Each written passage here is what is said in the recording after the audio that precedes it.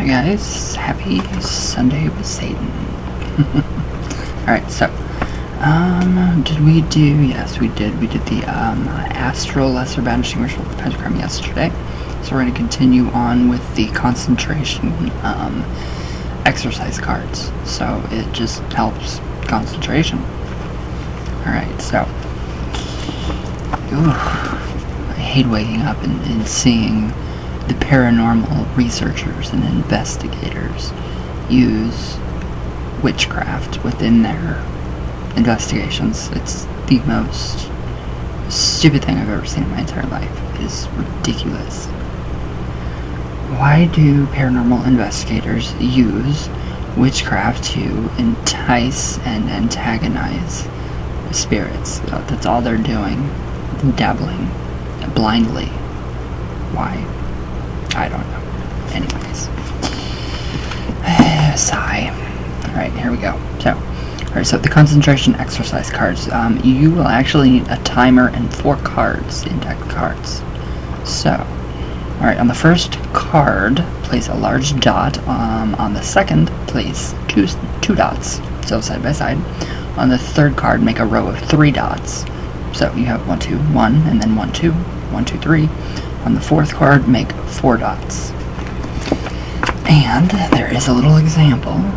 So, card 1, 2, 3, 4. Perfect. Wow, very perfect. Alright, so, right now, you're going to set the timer for 5 minutes. And you're going to look at one card until you have a very good idea of that single spot. So, now close your eyes and only think of that spot. So if any other thoughts come into your mind, simply bring back your focus to that one spot. Now cease the exercise when the timer goes off. So your goal in this exercise is to keep that single spot visualized for 5 minutes. 5 minutes. And allow nothing else to interfere with your concentration. So, yeah, it can be difficult, that's for sure. So when you have very few breaks in your concentration, move on to card 2 with the 2 spots and repeat the exercise. Continue this practice until you can keep the 2 dots in your mind for the full 5 minutes. So when you can do this with card 4 and it's 4 dots, you will have excellent concentration abilities. That's actually pretty easy. It's pretty easy to visualize something for 5 minutes. For me, visualization is very easy, so I mean, some people it's harder. For me, I love visualization.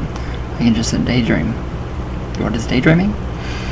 Yes, astral projection. Alright, so although this exercise sounds easy, it is not. It could for some people. It doesn't have to be easy. So he says the first time I tried it, I broke out into a sweat and was drenched within 5 minutes. That'd probably be me. Except it's just the gabapentin that makes me sweat.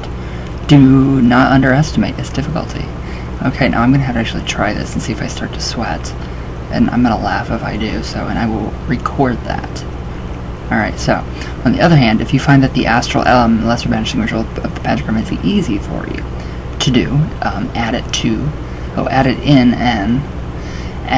it an astral version of the Banishing Ritual of the Hexagram, the Middle Pillar Ritual, and the Circulation of the Body of Light. I'm still freaked out about the Middle Pillar Ritual. I don't want that feeling.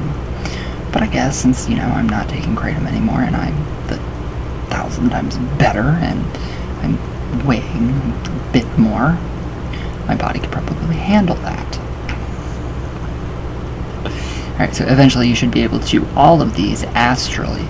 Then even a few minutes with your eyes closed should equal what is now taking you much longer on the physical plane.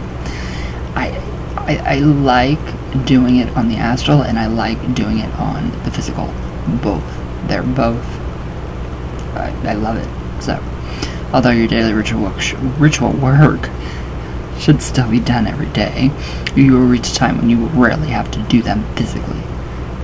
So, you will, of course, do most of this so-called gray magic rituals on the physical plane, and also those rituals wherein you delve into the deepest realms of the magical art.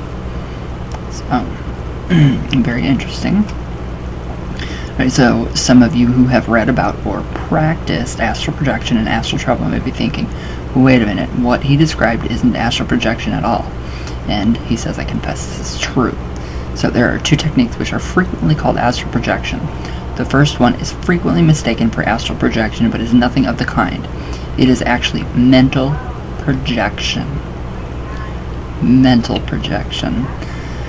So last night, literally, I was in bed laying there, and I took a nibble off my edible. And I mean, these things are amazing. I don't know what they're called, but if they're legal in your state, they're called squares. And it's like 1,000 milligrams per serving. So it's little bites. I mean, if little bites, then you're just like this. And I literally felt right out of my body. It was really neat. So, but yeah, anyways. Yeah, don't do that if it's not, legal. Where did I go? The mental projection. So in mental projection, you send your mind and senses away from your body by force of will. So you still retain your consciousness and some sense of awareness in your physical body. Another name for this is biolocation.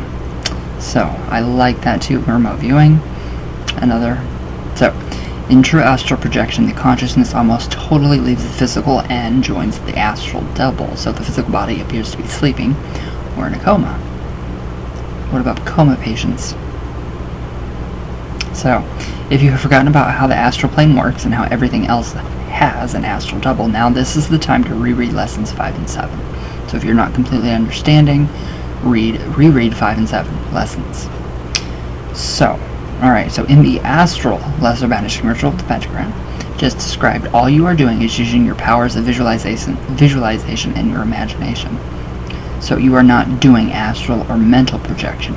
But looking back again at step 4, hear, feel, smell, sense, and visualize everything your double does. So by doing this eventually and quite naturally, you will experience a biolocation. This will occur when you are open and ready for it. So you will have an awareness of both of your physical body and your astral body. And it's really neat. It's a really neat feeling.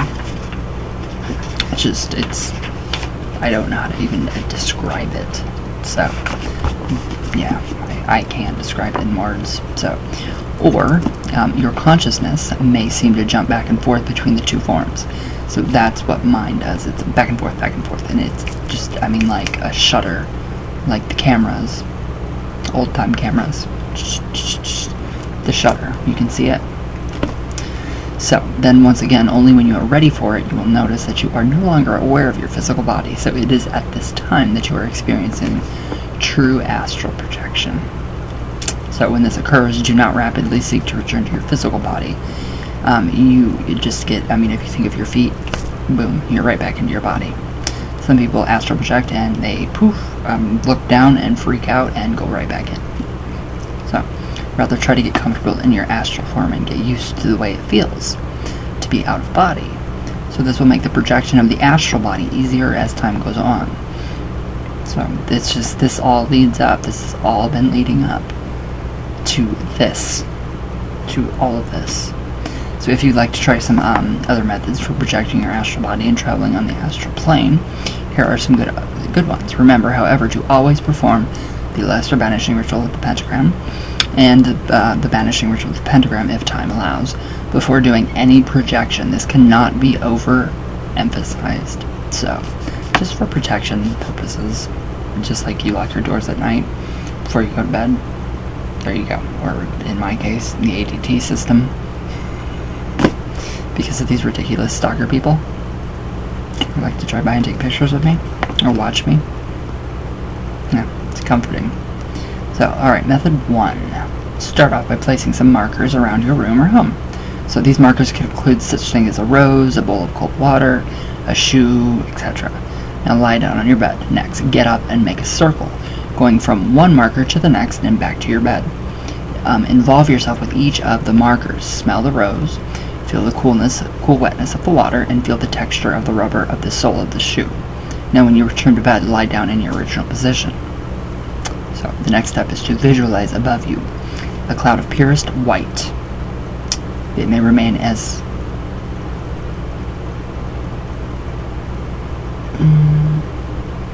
Sorry guys. Alright, so it may remain as a cloud, or you can form it into the shape of your own body. So idealized if desired. So you can really, you can literally any form that you want, but you can perfect it. So you may notice a connection between your physical body and your double in the form of an umbilical cord, like cord at your navel of the solar plexus, third eye area, or the top of your head. So people experience this cord in different places. We have to have that cord when we astral project. Mine is in my stomach, my belly button. It's like, literally it is the astral umbilical cord, so that is what keeps us connected to life. So if that just ceases, then we can't come back into our bodies. So now, with the cloud or the double to circle around the markers, following the same path that you had taken earlier, if you notice the cord, you will see that it will stretch indefinitely. It will stretch, anywhere until your time is up. So if you notice the cord, you can see that, obviously. Have the double or the cloud smell the rose, feel the water, and feel the rose shoot. Just as you did earlier, eventually this imaginary tour will change to bilocationality, and finally to astral projection. So once you have attained these states, there is no need to limit yourself as to where you can go. Feel free to visit a friend's home. Remember that you are learning new skills, so don't try to go too far until you are very comfortable with the experience.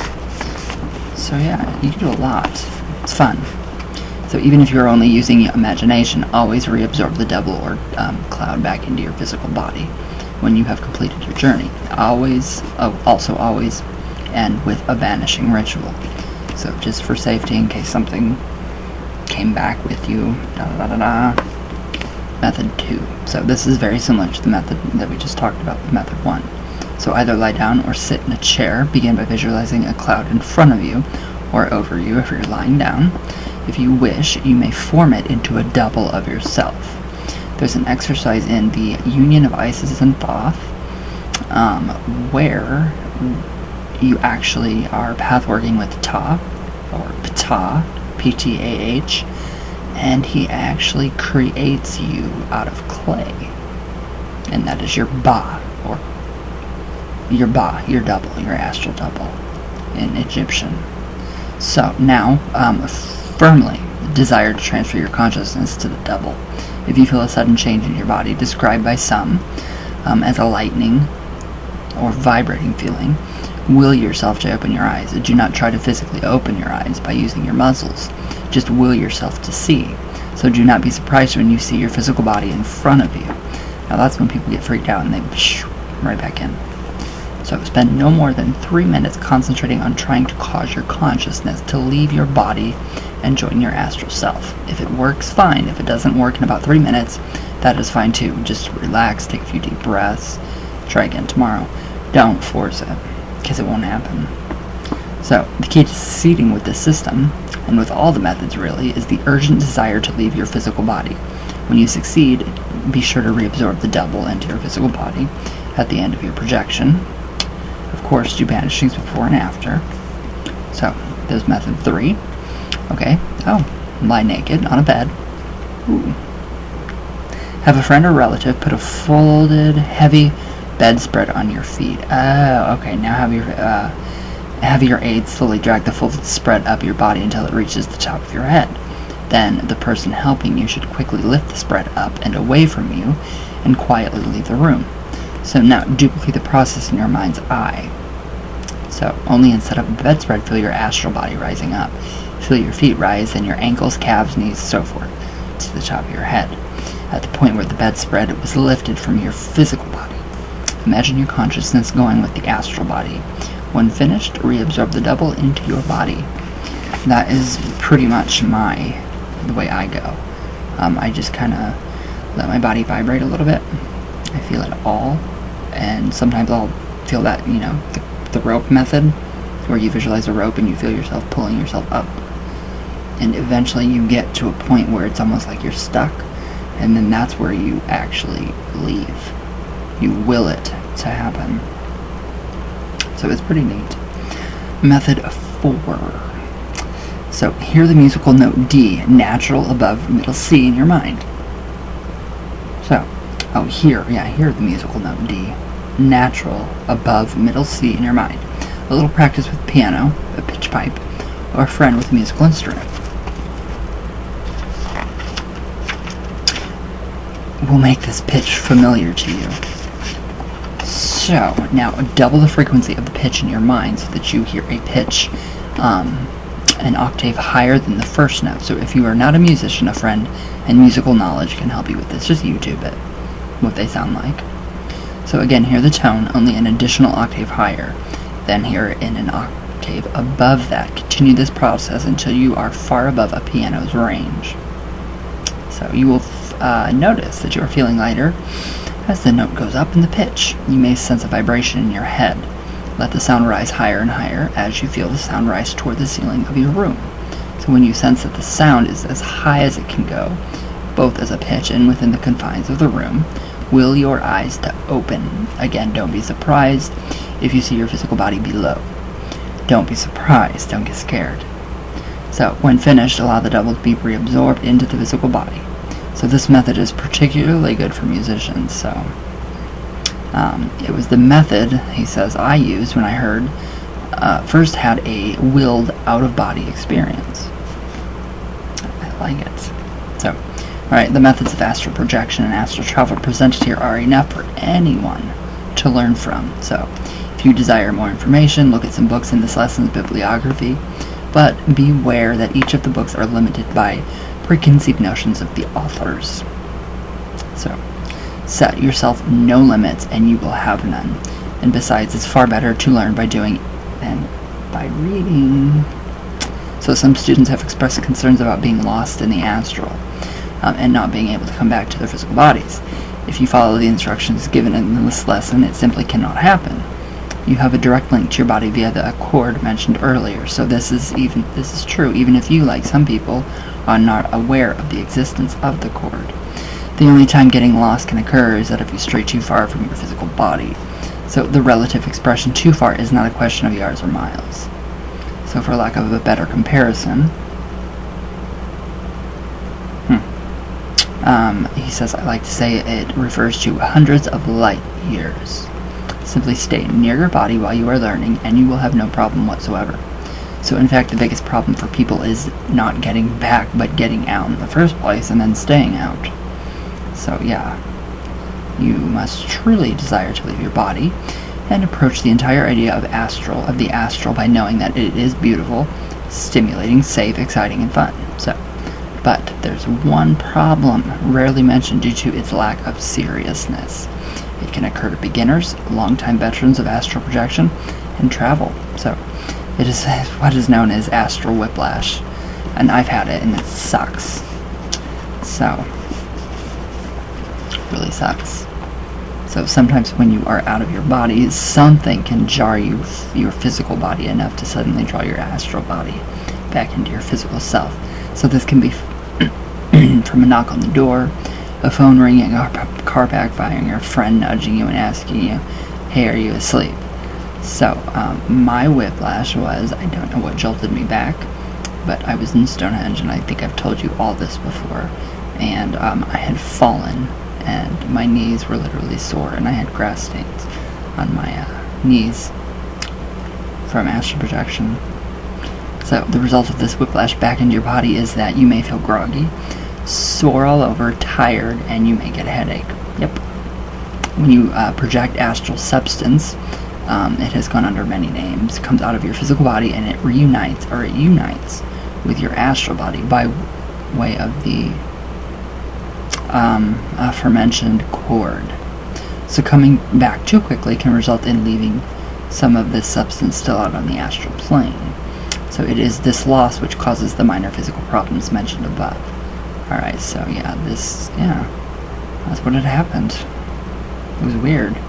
So this is one reason why you should always allow the double to be absorbed by the physical body after you finish your projection. Alright, so he says, here's his experience, which I think is neat. So I experienced astral whiplash on my first successful attempt at astral projection. When I willed my eyes to open, I suddenly realized that I was floating at the top of the room and could see my body below me. The excitement and exhilaration was too much, and wham! I was back in my body. Luckily, I had not gone too far, and I only ended up a little groggy. Some deep breathing and a drink of cool, fresh water fixed that. So it can happen, definitely. If you ever have a problem with astral whiplash, and you were not really close to your body when the whiplash occurred, there is a simple remedy for any of the symptoms associated with it. Reproject yourself to the same place to which you went when you were interrupted.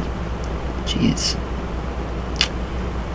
Then return to your physical body in your normal fashion, so you will automatically collect whatever substance was lost. If you do not have a change to reproject, the feelings resulting from astral whiplash will fade in a few hours or after a good sleep.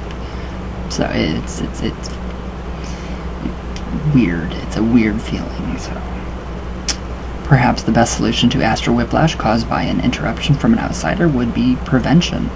Before attempting any projection, take the phone off the hook and tell anybody else in your home that you are not to be disturbed for the next hour.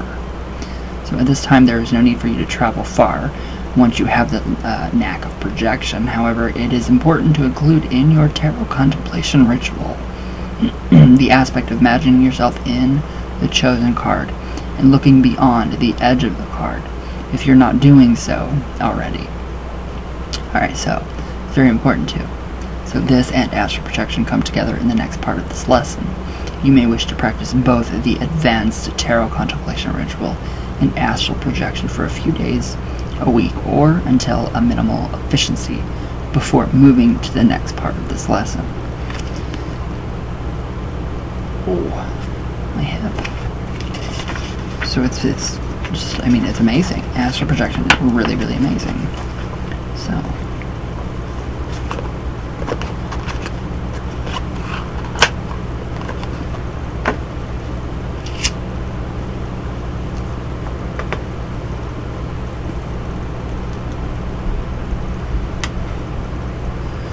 yeah, it's just really cool. I mean, you can use oracle cards. You can go into, well, in this course, it is regular tarot cards. But I mean, you can use oracle cards and project into one of those and see what happens. How cool would that be? Like your favorite tarot card of all. And just project into it. I think that'd be pretty cool. Alright, so part 3. Alright, so far, he says, I have explained techniques for mental and astral projection, plus the very beginning techniques of working magically while in the astral plane. So, what is commonly known as astral traveling. He says, I have also advised you to spend some time, days or even weeks, before going on to this section. I remember how excited I got when I finally first projected and how quickly I wanted to move on with my practices. So if you are quickly going ahead, there's no need to apologize. Some people can astral project, boom, and some people it takes years. It took me years. So, but it pays off if you're really serious. So if you're really serious and studious, which is study, very studious, then yeah, you can achieve it. So you are not expected to have achieved immediate success with the techniques. Very few people I have talked with do, and I know that it took me quite some time to get any real control. It's very true. So they make you take weeks or even months off daily work to perfect. So it's better to practice for 15 minutes or even only 5 every day than it is to practice for 1 hour once a week. Preserve, and you will succeed. Okay, but so what? Once you are able to freely project your consciousness into your astral body and travel around in that state, what good will it do you? Why even learn how to astral project in the first place? Sure, it's fun and exhilarating, but going to a movie can be fun and going dancing can be exhilarating. Alright, so, and movie going and dancing take a great deal of less preparation. Alright, so, there are many books which discuss how wonderful it is to be out of body, but once you achieve the ability of projection, few of the books discuss what to do with it. Some say contact your friends, or visit the moon, or any variety of, more or less mundane things. Why bother? I can call my friends on the phone. drive over and visit them, and although visiting the moon might be interesting, it is not at the top of my things-to-do list. It's not on either. And why, if the goal of astral projection is so relatively mundane, have occult schools and fraternities from their earlier dates of recorded history stress the importance of learning how to project? So, as I have made clear, the purpose of this course is to introduce you to various magical topics so that you can direct yourself in your lifelong study of the occult. This lesson is specifically focused towards having a guide for your future study of metaphysics. So, alright, now, in this lesson, you are learning techniques which can give you every magical secret known and unknown to humanity. It's very interesting. So, with these techniques, you can achieve whatever you want in life, both spiritually and materially. Few people know about it because real magicians have tried to keep it secret from mere dabblers in the occult sciences, which are the paranormal investigators. To me, the dabblers. Which is, it's a disgrace. So, alright, now, it has been necessary to withhold this ultimate secret of magic from you until now for two reasons. First reason.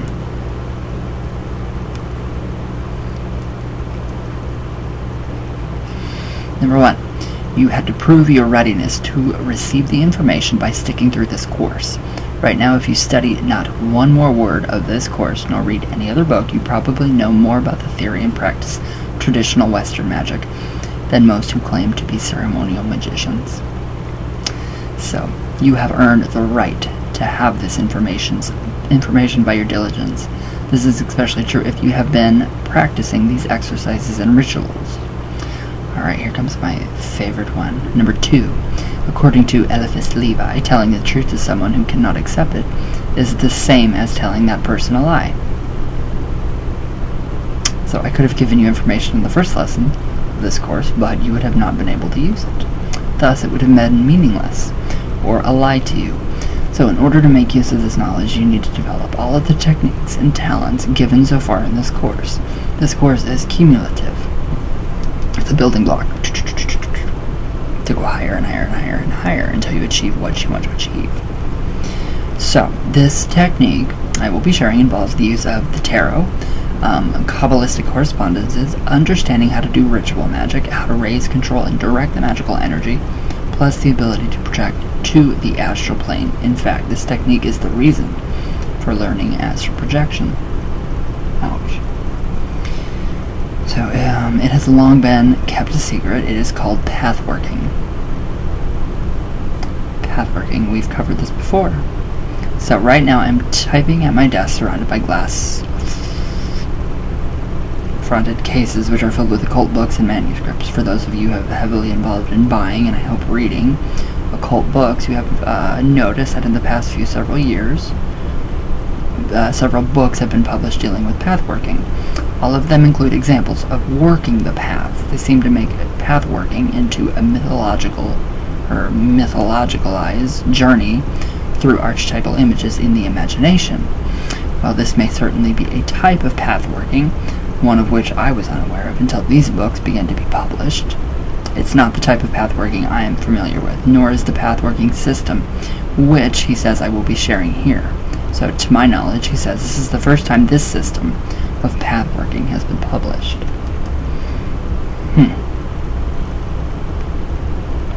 Alright, so before discussing how to do pathworking, there is some preliminary information that you must have. So one of the best writers on magic and the Kabbalah claims that the Tree of Life is just as convenient a tool for memorization and categorization. While to an extent this is true, it does not go far enough, for the Tree of Life is also a map of the physical planes. Psychic planes, sorry. Magicians can use this map to chart their ways to meetings with higher spiritual entities, non-physical consciousness capable of giving information needed. This is why the study of the Tree of Life is so vitally important to all Western ritual or ceremonial magicians.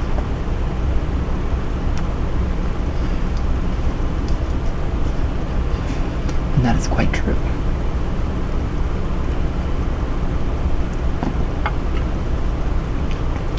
very, very true. So, pathworking, quite simply, is the process of using this map to go to the location of some higher spiritual entity. On the astral road, you may encounter any or all of the appropriate Kabbalistic correspondences for a particular path or sephirah. You may also encounter any of the lower, non-physical beings described earlier in this lesson. So, each journey up and down the Tree of Life will be unique, although it may have similarities with other journeys. Therefore, you cannot depend upon what others have written. I love how he puts this throughout the whole entire book.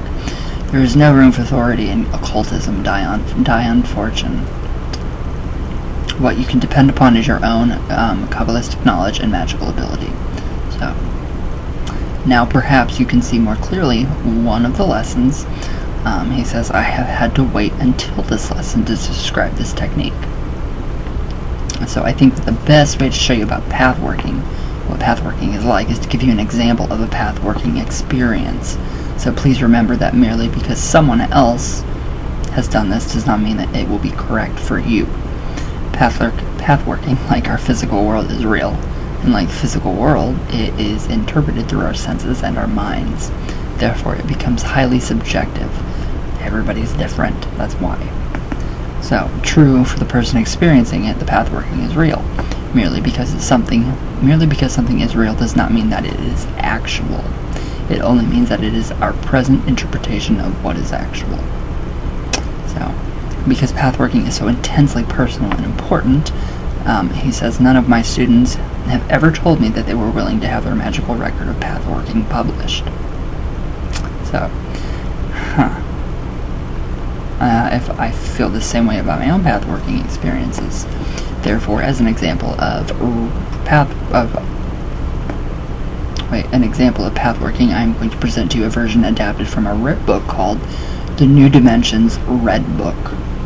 Although this was a group working, it had some valid points, which make it very similar to the pathworking he says I will be describing. He also says that I have altered it greatly to make it more similar to a pathworking that you may have. Alright, now. Ouch.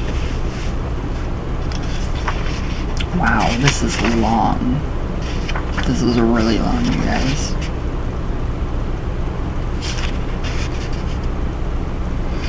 Alright, I think we will go on with this. We will continue. Let's see, we finished up part 2. So, and we will finish up tomorrow with an example of pathworking.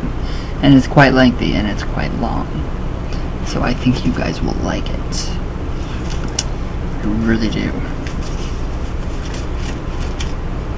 So, have you had we're almost done with the book. We don't have that much more to go. So have you guys ever had any experience with pathworking at all? Do you guys pathwork at all? Do you astral project? I would love to know your experiences. So, I will see you guys tomorrow. And thank you guys for joining in on the lives. Those are great. And yeah, just let me know what you guys think. So, I love you all very much. All the way from Venus. All the way back down. And I will see you all tomorrow. So, everybody have a great Sunday with Satan.